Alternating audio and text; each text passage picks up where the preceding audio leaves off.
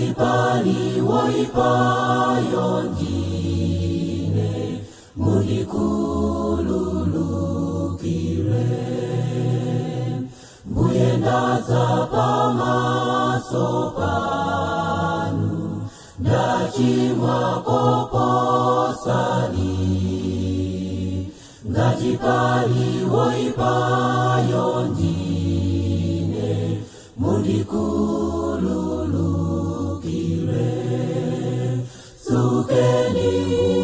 mtima wange sambiseni yangu kalenane Yesu mbuye mwenenane siku sukeni mtima wange sambiseni yangu kalenane Yesu mbuye mwenenane siku mbale wanga Yesu afunawe watambasula zanja usaumise mtima wako ndipo aza kulangira mbale wanga Yesu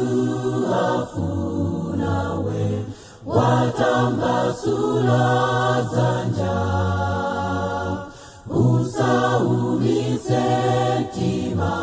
wako ndipo aza kulangira sukeni mtima wange